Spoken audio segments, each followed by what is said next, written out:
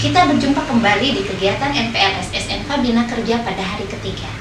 Untuk mengawalinya, mari kita melakukan pembiasaan baik dengan pembacaan ayat suci Al-Quran dan doa yang akan disampaikan oleh Bapak Maulana AG SPDI STMN. Kepada Bapak Maulana kami persilahkan. Assalamualaikum warahmatullahi wabarakatuh. A'udzu billahi minasy syaithanir rajim.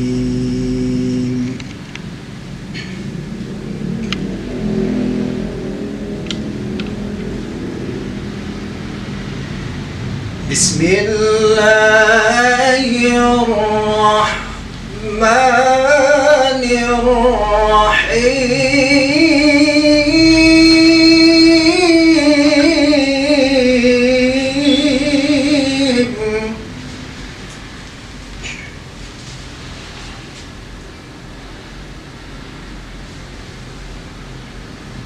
Ya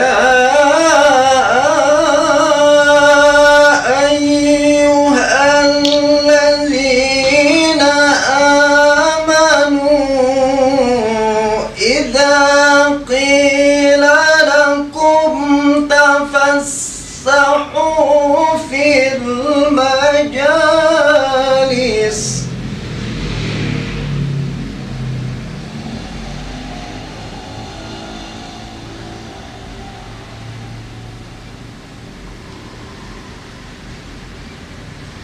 fafsahu yafsahillahu lakum.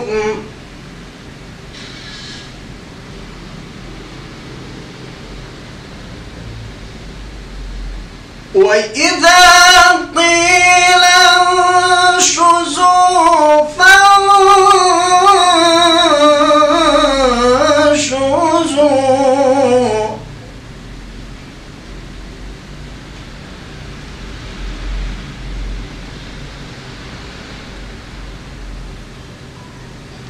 يَرْفَعِ اللَّهُ الَّذِينَ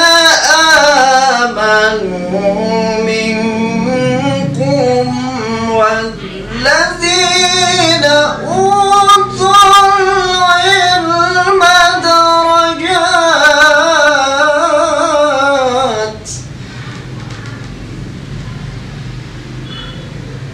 والله بما تعملون خبير.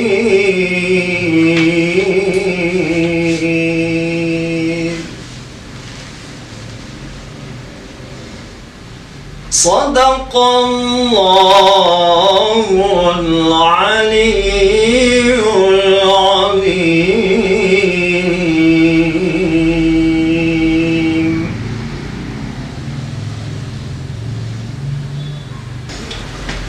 Anak-anakku sekalian, pada kegiatan MPLS hari ini, mari kita membaca doa bersama-sama dengan membacakan ayat suci Al-Quran, yaitu Ummul Quran, Suratul Fatihah. Semoga kegiatan kalian hari ini mendapat kelancaran dan kemudahan dari Allah Subhanahu wa Ta'ala. Oleh sebab itu, mari kita membaca Ummul Quran bersama-sama dengan saya. A'udzu billahi minasy syaithanir rajim. Bismillahirrahmanirrahim. Alhamdulillahi rabbil alamin. Ar-Rahmanir Rahim. Maliki yaumiddin. Iyyaka na'budu wa iyyaka nasta'in. Ihdinas siratal mustaqim. صراط الذين أنعمت عليهم غير المغضوب عليهم ولا الضالين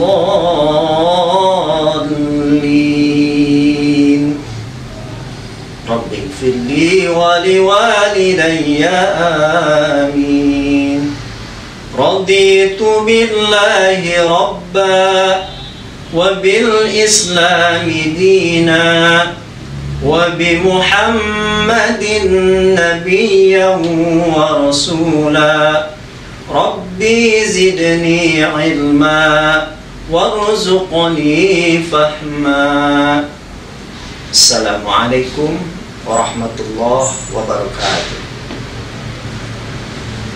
Terima kasih kepada Bapak Maulana telah melakukan pembiasaan baik dengan pembacaan Al-Quran. Semoga dengan pembacaan ayat suci Al-Quran kita akan selalu diberikan keberkahan dan kemudahan di dalam melaksanakan kegiatan ini. Untuk MPLS hari ketiga ini akan diisi oleh beberapa materi. Materi pertama itu tentang kesadaran berbangsa dan bernegara yang akan disampaikan oleh Ibu Winnie Widiantiningsih. Kepada Ibu Winnie kami persilakan. Bismillahirrahmanirrahim. Assalamualaikum warahmatullahi wabarakatuh. Baik anak-anak, perkenalkan nama Ibu Winnie Widiantiningsih. Ibu mengajar di SMK Bina Kerja, mengampu mata pelajaran PPKN atau Pendidikan Kewarganegaraan. Di sini Ibu akan sedikit memaparkan materi terkait dengan kesadaran berbangsa dan bernegara. Di era globalisasi ini banyak tantangan memang bagi negara kita. Namun, kesadaran berbangsa dan bernegara ini sudah selayaknya rakyat dan pemerintah untuk bersama-sama memberikan pemahaman bagi rakyatnya, khususnya kaum muda. Nah, pemerintah juga ikut bertanggung jawab mengemban amanat untuk memberikan kesadaran berbangsa dan bernegara. Nah, bila rakyat bangsa Indonesia ini sudah tidak memiliki kesadaran berbangsa dan bernegara, maka ini merupakan bahaya besar bagi kehidupan berbangsa dan bernegara, di mana akan mengakibatkan bangsa ini akan jatuh ke dalam kondisi yang sangat parah, bahkan jauh terpuruk dari bangsa-bangsa yang lain, di mana bangsa yang lain telah mempersiapkan diri dari gangguan bangsa-bangsa lainnya. Nah, mengingat kondisi bangsa kita sekarang merupakan salah satu indikator bahwa warga bangsa Indonesia ini telah mengalami penurunan kesadaran berbangsa dan bernegara. Bisa kita lihat dalam berbagai daerah, banyaknya bergejolak di antara warga, mulai dari tawuran atau perkelahian antar warga. Nah, selanjutnya di dalam kesadaran berbangsa ini banyak berbagai masalah yang berkaitan dengan kesadaran berbangsa dan bernegara ini. Sebaiknya kita harus mendapatkan perhatian dan tanggung jawab kita semua.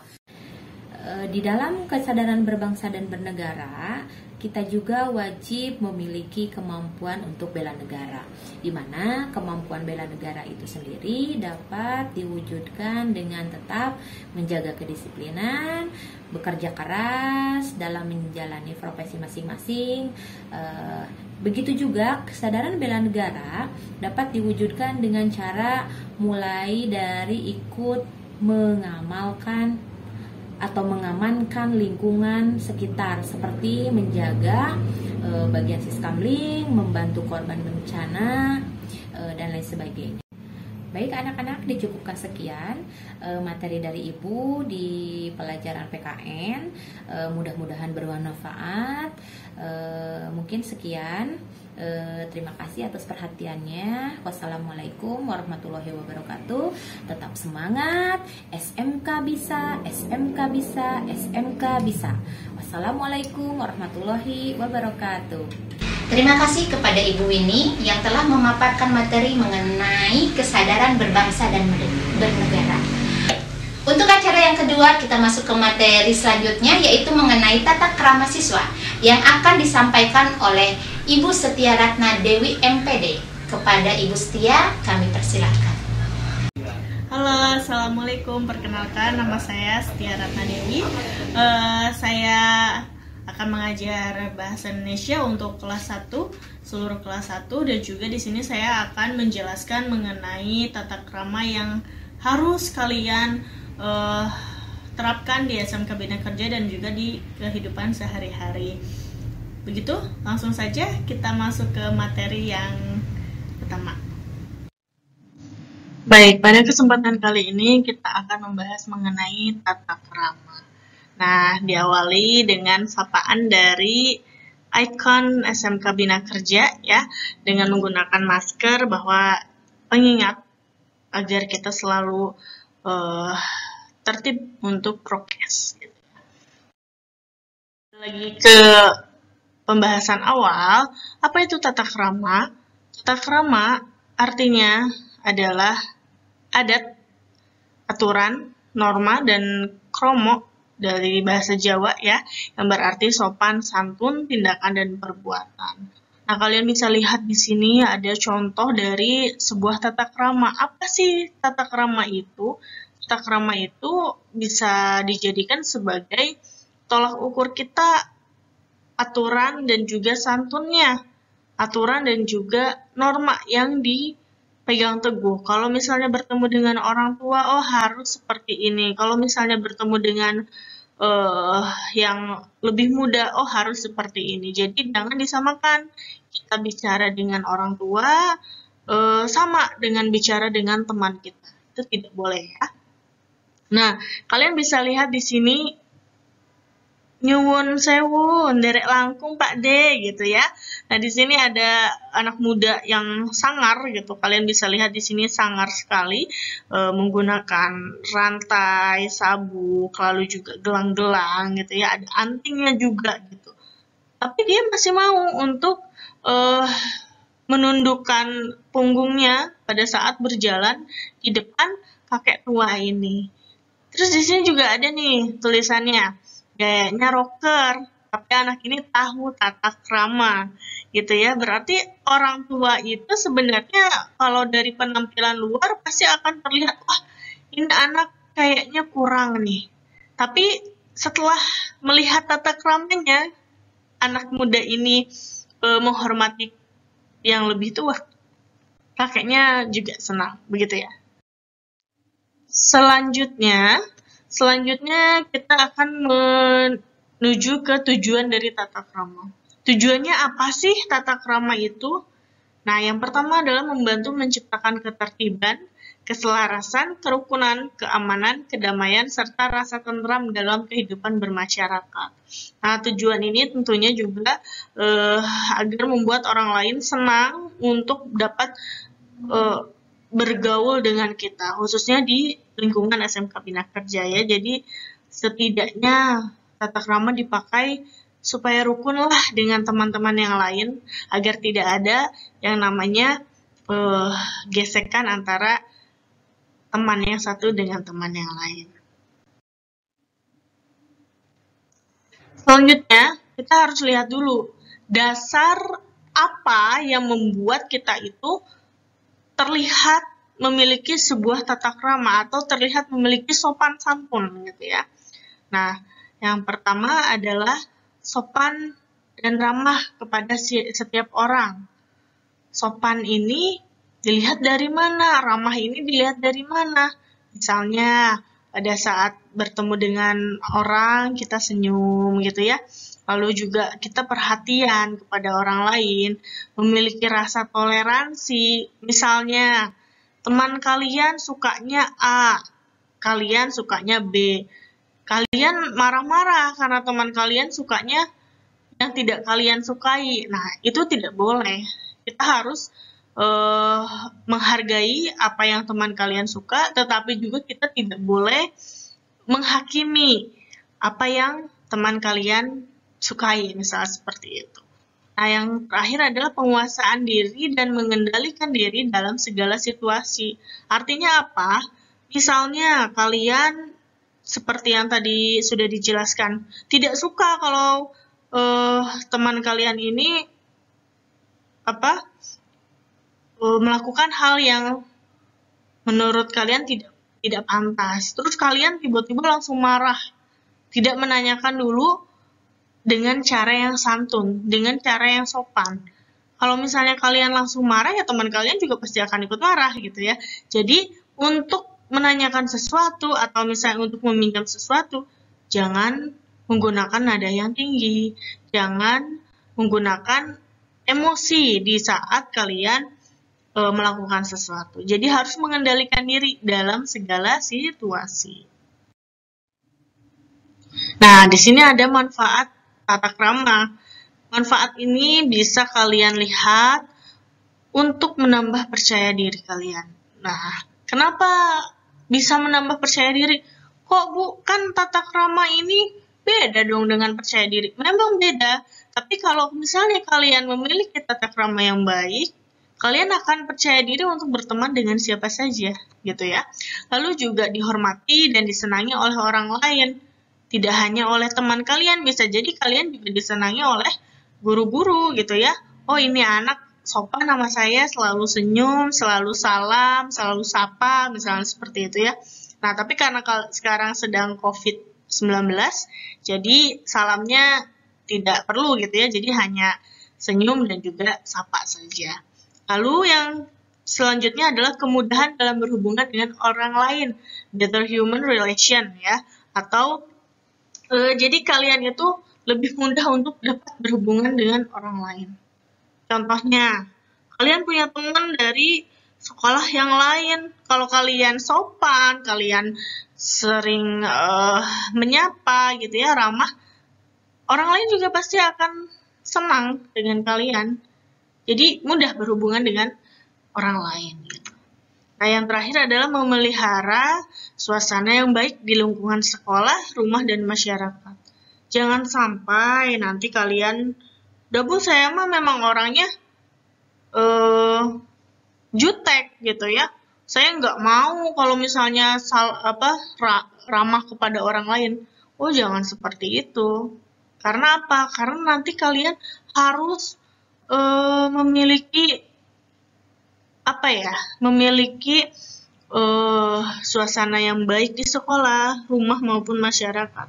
Kalian harus memiliki rasa, oh iya, ternyata saya itu dengan kekurangan saya yang jutek, menjadikan orang lain tidak ingin berteman dengan saya.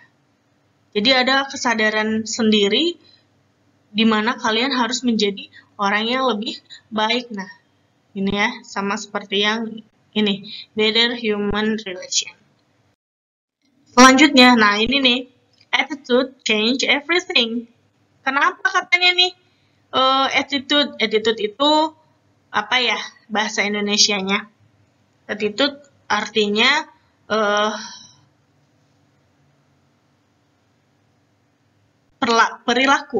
perilaku akan mengubah segalanya. Nah, jadi kalau misalnya kalian ingin dihargai oleh orang lain, kalian ingin dihargai oleh teman kalian, ya tolong kalian juga harus menghargai yang lain.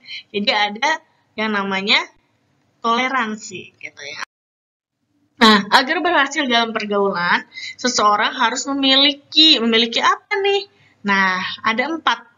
Self-confidence atau percaya diri, self-control atau penguasaan diri, body language atau bahasa tubuh, first impression atau kesan pertama.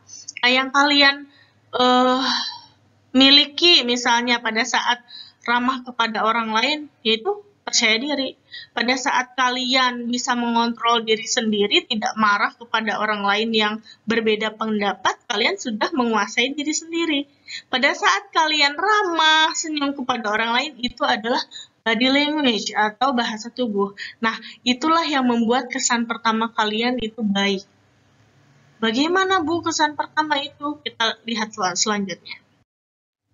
Nah, untuk membuat kesan pertama, kalian harus menampilkan atau berpakaian dengan baik. Tidak harus yang mahal, tidak harus yang, aduh, saya harus yang mereknya Gucci supaya kelihatan cantik, supaya kelihatan cakep. Tidak perlu.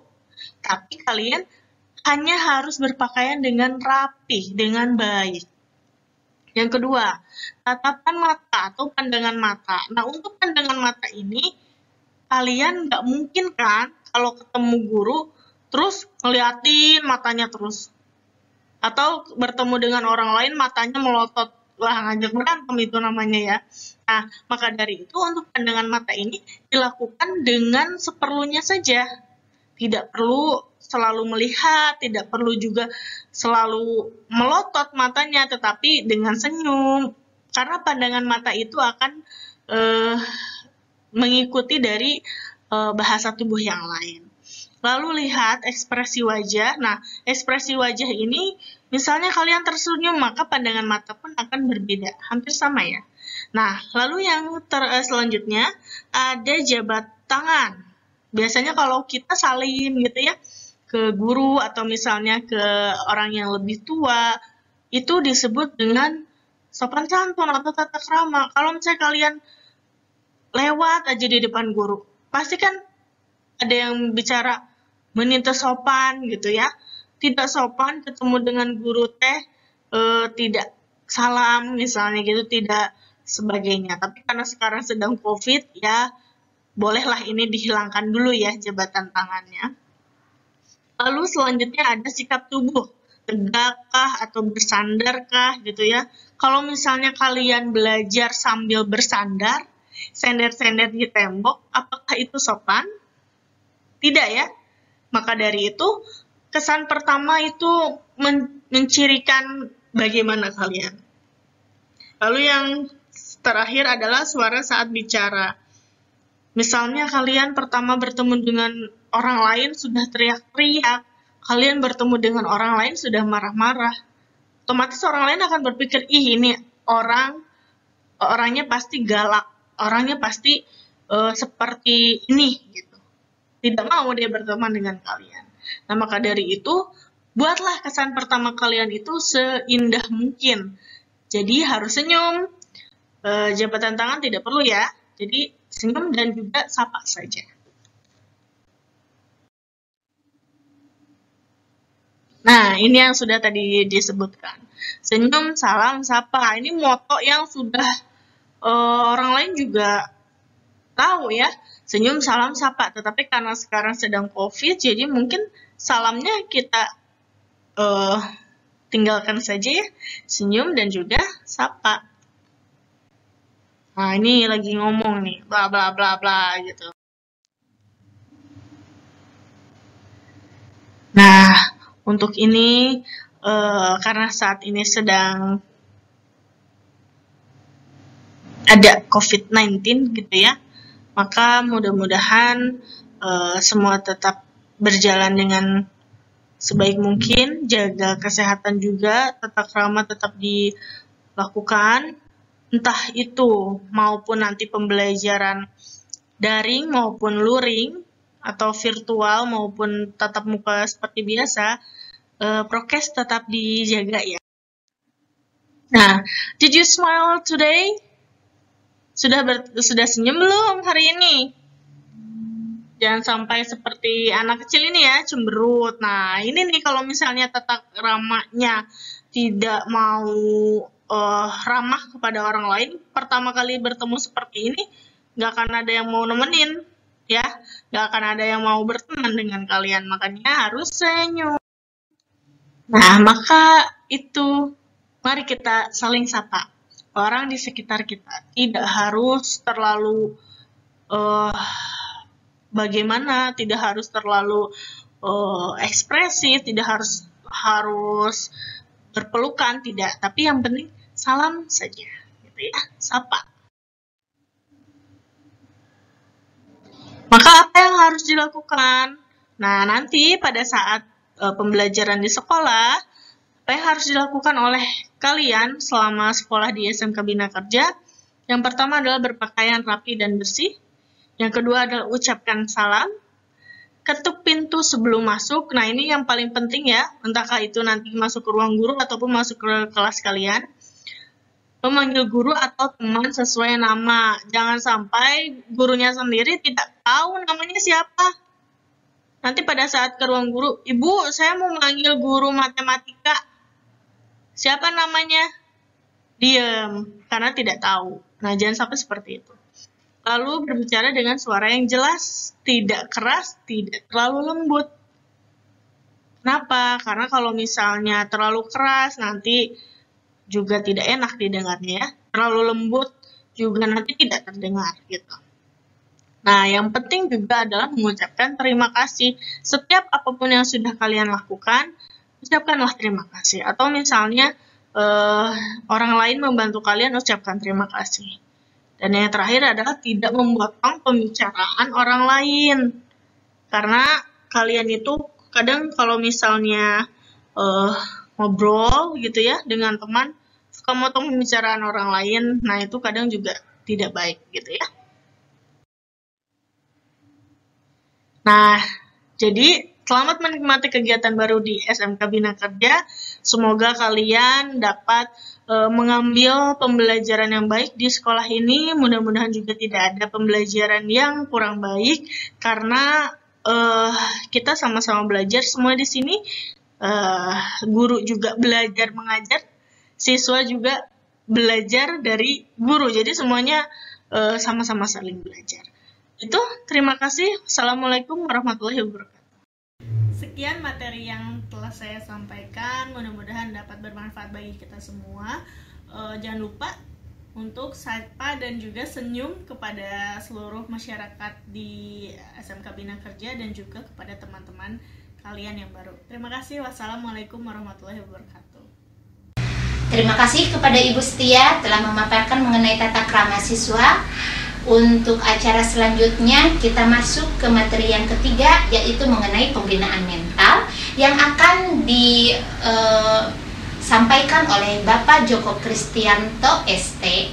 Kepada Bapak Joko Kristianto kami persilahkan. Bismillahirrahmanirrahim. Assalamualaikum warahmatullahi wabarakatuh. Alhamdulillah, syukurillah, wassalamu ala rasulillah. Asyhadu an la ilaha illallah wa asyhadu anna Muhammadar abduhu rasuluh. Rabbi shrah li sadri wa yassir li amri wahlul 'uqdatam min lisani yafqahu qawli, amma ba'du. Alhamdulillah. Bagaimana kabarnya anak-anakku sekalian? Semoga kalian semua senantiasa dalam kondisi sehat, keluarga juga sehat. Baik, alhamdulillah pada kesempatan kali ini kita bisa dipertemukan secara online di dalam kegiatan MPLS SMK Bina Kerja Purwakarta. Perkenalkan, nama saya Joko Kristianto. Di SMK Bina Kerja, saya mengajar di jurusan RPL untuk mata pelajaran pemrograman web dan perangkat bergerak. Pada kesempatan kali ini, saya ingin sharing sebuah materi, yaitu tentang pengembangan mental agama di sekolah. Ya, anak-anakku sekalian, masa-masa remaja adalah masa-masa yang penuh dengan kisah. Banyak yang mengatakan masa yang paling indah itu adalah masa-masa saat SMA, ya, di mana banyak sekali hal akan terjadi pada kehidupan kita. Banyak perubahan yang akan kita hadapi, banyak perkembangan yang akan kita dapati. Tentu ini semua terjadi karena memang remaja itu memiliki potensi yang luar biasa yang ada dalam dirinya. Di antaranya adalah seorang remaja itu memiliki semangat yang besar. masa-masa usia remaja ini adalah masa-masa di mana kita memiliki gairah hidup yang luar biasa. Ya, semangat besar ini salah satu potensi yang kemudian bisa menjadi batu loncatan bagi kita untuk kemudian meraih apa yang menjadi impian kita. Yang kedua, daya juang tangguh, pantang menyerah. Ini adalah hal yang kemudian tidak dimiliki oleh orang-orang yang sudah menginjak usia tua. Masa remaja ini biasanya adalah orang-orang yang kemudian pantang menyerah, pantang mundur. Ya. Tidak ada kata menyerah sebelum berjuang. Nah, ini masa remaja. Sehingga apa yang dia inginkan kadang-kadang harus didapatkan walaupun apapun tantangan yang ada di depannya. Kemudian remaja itu memiliki wawasan yang luas. Ini adalah hal yang kemudian patut kita sadari, di mana dengan perkembangan teknologi hari ini, informasi yang bergulir hari ini, ya, generasi-generasi orang tua kita itu terkadang tertinggal wawasannya daripada anak-anaknya. Ini menunjukkan bahwasannya salah satu potensi yang dimiliki oleh para remaja itu adalah wawasannya yang luas, penguasaan teknologi yang lebih bagus, kemudian pandangan terhadap perkembangan sekitar juga lebih luas dibandingkan generasi-generasi sebelumnya. Dan yang terakhir adalah kemauan yang sulit dihalang-halangi. Ini adalah potensi yang dimiliki oleh remaja. Ya. Mungkin anak-anak pernah mengalaminya ketika menginginkan sesuatu dan meminta kepada orang tua, tetapi orang tua tidak langsung mewujudkannya. Nah, biasanya remaja ketika ada punya keinginan kemudian tidak terwujud, maka kadang-kadang ya dia kekeh kan ya. Dia tetap harus diwujudkan keinginan itu. Entah ada yang mewujudkannya dengan hal-hal yang positif kan ya. Misalnya ketika anak-anak ini pengen punya HP baru nih kan ya, pengen punya HP baru, minta ke orang tua, ternyata orang tua tidak mewujudkannya. Nah, ini kan biasanya ketika remaja itu kan keinginannya harus dipenuhi saat itu. Nah, maka kadang melakukan hal-hal yang kemudian di luar perkiraan, ya, entah itu yang positif, entah itu yang negatif. Nanti kita bahas, ya. Nah, potensi-potensi ini tentu memiliki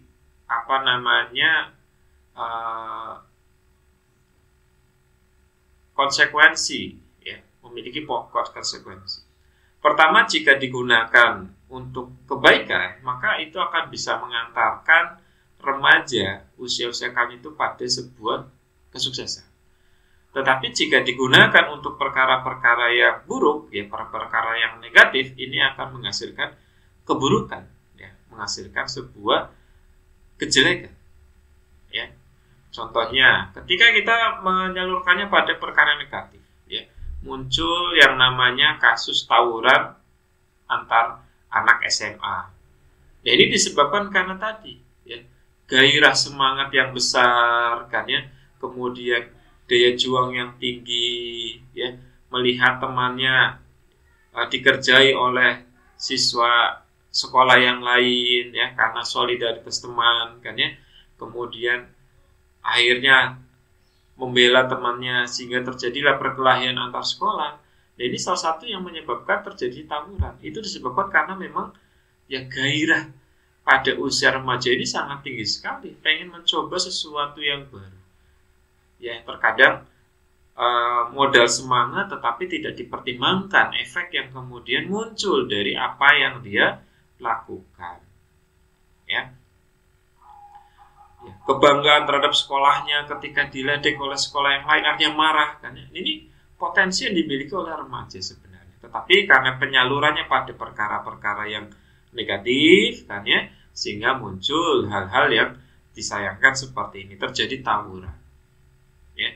Padahal kalau dialihkan pada hal yang positif, misalnya kecintaan kepada alma mater, kecintaan kepada sekolah itu disalurkan pada hal-hal yang positif. Misalnya, contoh, kalau dia suka berkelahi, ya udah kita salurkan ke kegiatan karate. Nah, ya, maka akan melejit itu. Dia akan membuahkan prestasi, juara karate Purwakarta misalnya. Nah, ini tergantung bagaimana kita mengolah potensi yang dimiliki oleh kita. Ya. Selanjutnya bagaimana? Ya.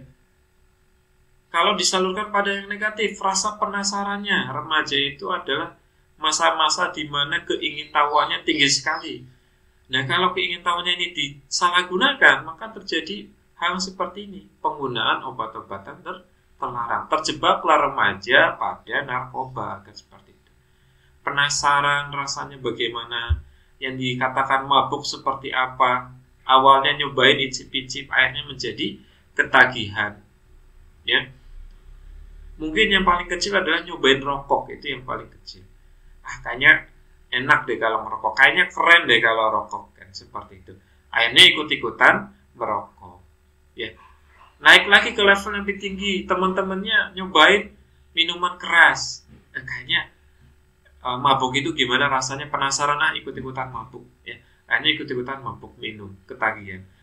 Naik lagi ke perkara yang lebih tinggi, nyoba-nyobain obat-obatan terlarang. Nah, ini hal yang sangat berbahaya sekali dan juga merusak para remaja yang diakibatkan karena tadi potensi yang dimiliki oleh remaja tadi, semangat yang besar, daya juang yang tangguh, kan ya, kemauan yang tidak dapat dihalang-halangi, ini digunakan, disalurkan pada perkara-perkara yang negatif sehingga menghasilkan kondisi yang seperti ini.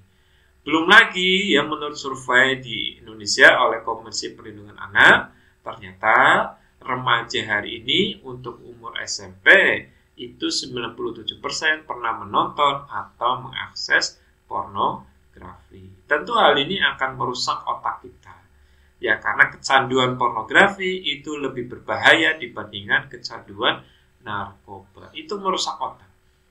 Susah untuk dihilangkan. Efeknya apa ketika sudah tercandu pornografi? Maka lanjut ke masalah berikutnya. 95% pernah pacaran. Kita pahami pacaran itu adalah gerbang memasuki seks bebas. Ya, seperti itu. Sudah dilarang agama, ini juga akan menghasilkan efek beruntun, efek negatif yang lainnya, kerusakan yang lainnya. Selanjutnya, tidak cukup pacaran. Ya, mereka mencoba untuk kemudian perkara yang lebih jauh. Karena tadi ya, otaknya sudah rusak karena tontonan-tontonan yang berbau pornografi akibat dari rasa penasaran tadi, pengen coba-coba. Maka dikatakan 93% pernah berciuman. Ya, masih penasaran, pengen lebih jauh lagi ternyata. Ini karena memang potensi dimiliki remaja itu seperti itu. Rasa penasaran tinggi. Maka ketika mereka sudah terkontaminasi kan ya, oleh film-film porno, kan ya, tontonan-tontonan porno, akhirnya ingin mempraktekannya. Sehingga apa terjadi di Indonesia, 62,7% itu pernah berhubungan badan. Ya, na'udzubillah min dzalik. Akhirnya apa terjadi ketika sudah seperti itu, usia masih muda, umur SMA, sudah melakukan zina, maka biasanya apa yang terjadi? Hamil. Nah, ketika hamil bagaimana? Ada yang dinikahkan di usia dini, ada juga yang melakukan aborsi. Ya, tercatat 2,2 juta aborsi terjadi setiap tahun di Indonesia. Ya, dan pelakunya kebanyakan adalah usia remaja. Apa yang dapat kita simpulkan?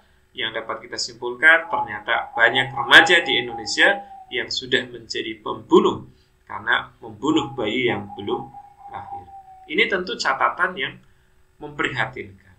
Nah, ini semua terjadi karena tadi potensi yang dimiliki oleh remaja tadi, potensi yang dimiliki oleh anak-anak sekalian, itu disalurkan pada hal-hal yang negatif. Nah, tetapi bagaimana kalau sebaliknya? Nah, jika kita menyalurkannya pada hal yang positif, pada hal yang baik, maka ini akan menghasilkan prestasi yang luar biasa. Ya, contohnya di sini ada 2 pelajar usia 17 tahun namanya Raffi Jayasutrisna dan juga Suprihatin dari SMA PGRI 2 Kayen, Pati, Jawa Tengah. Ya, di usia yang sangat muda mereka berhasil membuktikan bahwa karyanya itu tidak kalah dengan ilmuwan kelas dunia lainnya. Apa yang mereka temukan? Yang mereka temukan, mereka berhasil mengolah limbah kulit singkong dan batang pisang menjadi bahan baku pesawat dan kapal. Luar biasa sekali. 17 tahun bayangkan. Ini usia-usia remaja memasuki SMA, kelas 1, kelas 2 ya. Ya, kelas 1, kelas 2 itu rata-rata 17 tahun. Nah, ini sudah menemukan satu penemuan yang luar biasa. Bahan baku pesawat, kan seperti itu. Nah, ini karena tadi potensi yang dimiliki mereka, semangat yang besar, daya juang yang tangguh, kemauan yang tidak dapat dihalang-halangi, itu mendorong mereka untuk kemudian tidak menyerah sekalipun mengalami kegagalan, kan ya, sehingga bisa menghasilkan sebuah prestasi yang luar biasa. Nah, ini ketika potensi yang dimiliki oleh Ananda sekalian itu disalurkan pada perkara yang positif, akan menghasilkan prestasi. Ya. Dan semuanya bisa, ya, karena memiliki potensi yang sama, tinggal kemauan dari dalam diri kita saja. Tidak hanya itu, ya. Ini ada lagi Aan, Arya Ananda dan juga Feryawan 17 tahun dari SMA 1 Tarakan, Kalimantan Utara. Ini berhasil menciptakan alat pendeteksi kelayakan udara bernama Diboxisi, ya, yang merupakan singkatan dari Detector Box for Carbon Monoxide and Carbon Dioxide. Nah, melalui perangkat ini mereka bisa tahu udara yang penuh asap tersebut layak dihirup atau tidak. Luar biasa, 17 tahun, ya. 17 tahun, usia yang sangat muda sekali. Usia rata-rata SMA kelas 1. Ya, 17 tahun. Ini berhasil menemukan penemuan yang luar biasa. Ya. Itu dilandasi apa tadi? Dilandasi potensi yang dimiliki remaja, potensi yang dimiliki mereka, kan ya, itu digunakan sebaik-baiknya pada perkara yang positif. Maka jika mereka bisa, Ananda sekalian juga bisa, karena Ananda, ya, anak-anakku sekalian juga memiliki potensi yang sama. Nah, caranya bagaimana agar kita bisa seperti itu? Pertama, ya, Ananda sekalian, anak-anakku sekalian, pertama fokus pada tujuan kalian. Ya, kalian kan semuanya punya cita-cita, punya impian. Ya, fokus pada impian kalian, fokus pada cita-cita kalian. Ya, walaupun jalan yang ditempuh itu susah, kan ya, rintangan yang dihadapi itu berat. Ya. Maka jika kalian fokus, itu nanti akan ada jalan keluar sekalipun banyak halangan yang kemudian harus kita hadapi. Yang kedua, pilih teman yang tepat. Ya. Pilih teman yang tepat, karena teman kita, orang-orang yang kita pilih menjadi teman, itu akan berefek secara langsung pada kondisi kita, berefek secara langsung pada semangat kita. Ya. Pilih teman-teman yang tepat, teman-teman yang bisa memberikan semangat, teman-teman yang bisa memberikan efek yang positif. Jangan cari teman yang kemudian menjerumuskan kita pada perkara-perkara yang negatif, ngajakin nongkrong, ngajakin bolos sekolah, mengajak tidak mengerjakan tugas, kan seperti itu. Jadi tinggalkan teman-teman yang seperti itu, cari teman-teman yang bisa mengantarkan kita untuk mewujudkan impian-impian kita. Ya. Kemudian berbakti kepada orang tua tentu saja, karena ridho orang tua adalah ridho Sang Pencipta kita. Ketika orang tua kita sudah ridho, maka insya Allah apa yang kemudian kita impikan itu akan diberikan kemudahan. Ya, belajar jadi mudah, ya, menyerap ilmu itu mudah, karena itu diawali dari apa? Berbakti kepada orang tua.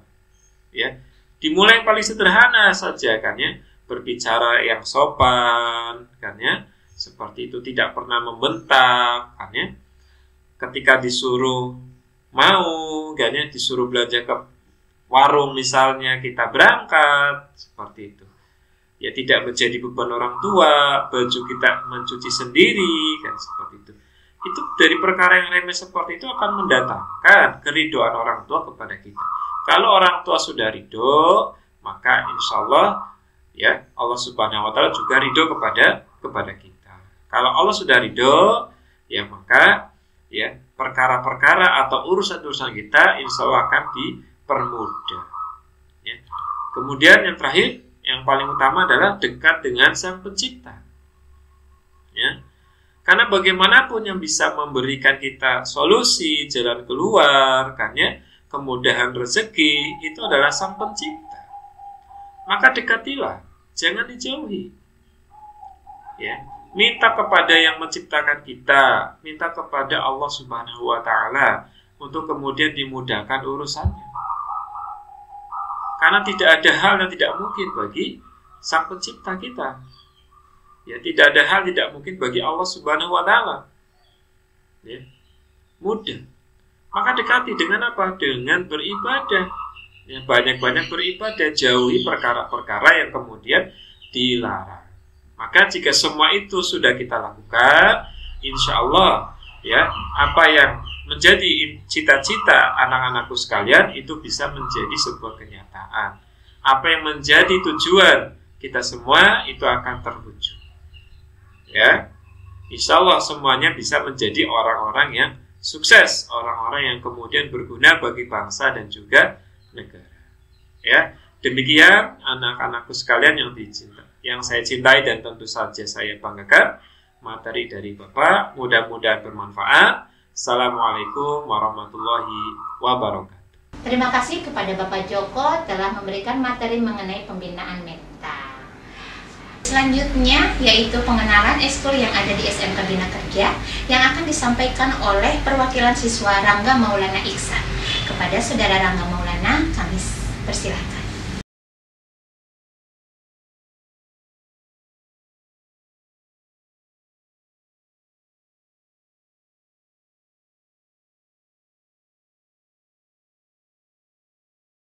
Assalamualaikum warahmatullahi wabarakatuh.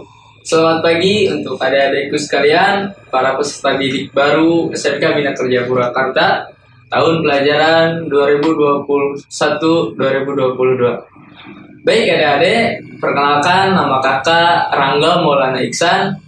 Saya duduk di kelas 12 jurusan Rekayasa Perangkat Lunak. Dan alhamdulillah kakak adalah salah satu anggota kepengurusan organisasi siswa intrasekolah atau OSIS SMK Bina Kerja Purwakarta. Untuk adik-adik, baik untuk adik-adik di rumah, kakak di sini akan menginformasikan dan memberitahukan apa saja sih ekstrakurikuler yang ada di SMK Bina Kerja Purwakarta. Kalian pengen tahu? Yang pertama yaitu ada OSIS. Kemudian yang kedua ada Pramuka. Yang ketiga ada Paskibra. Yang keempat ada futsal, dan untuk yang terakhir yaitu rohis. Baik adik-adik sekalian, untuk kegiatan rohis itu semua diwajibkan untuk seluruh peserta didik baru SMK Bina Kerja Purwakarta. Jadi buat kalian, buat adik-adik yang ada di rumah yang berminat untuk mengikuti kegiatan ekstrakurikuler yang ada di SMK Bina Kerja Purwakarta, silahkan untuk hubungi nomor saya yang ada di bawah ini. Oke, saya tunggu kalian untuk berminat masuk ke dalam kegiatan salah satu ekstrakurikuler yang ada di SMK Bina Kerja Purwakarta. Tetap semangat, tetap safety, tetap menjaga aman, tetap jaga keluarga kita dari COVID-19. Terima kasih. Wassalamualaikum warahmatullahi wabarakatuh. Terima kasih kepada Saudara Rangga Maulana telah menyampaikan pengenalan mengenai ekskul yang ada di sekolah Bina Kerja. Acara selanjutnya mohon dipersiapkan oleh siswa-siswi untuk melaksanakan Zoom meeting mengenai pengenalan kompetensi keahlian yang akan disampaikan oleh Kepala Jurusan Teknik Permesinan, Kepala Jurusan Teknik Kendaraan Ringan Otomotif, Kepala Jurusan Rekayasa Perangkat Lunak, serta perwakilan dari Bank Mandiri. Assalamualaikum warahmatullahi wabarakatuh. Alhamdulillah hari ini kita sudah melaksanakan MPLS selama 3 hari dari 19 sampai 22. Tentunya adik-adik mungkin sudah cukup jenuh, kemudian Bapak Ibu guru juga jenuh juga dengan memandang handphone, kemudian mendengarkan. Itulah MPLS yang dilaksanakan secara daring. Mudah-mudahan di bulan Agustus kita sudah bisa melaksanakan luring maupun daring. Dengan demikian maka MPLS dengan bacaan Alhamdulillahirobbilalamin, MPLS di tahun 2021 dinyatakan ditutup. Assalamualaikum warahmatullahi wabarakatuh.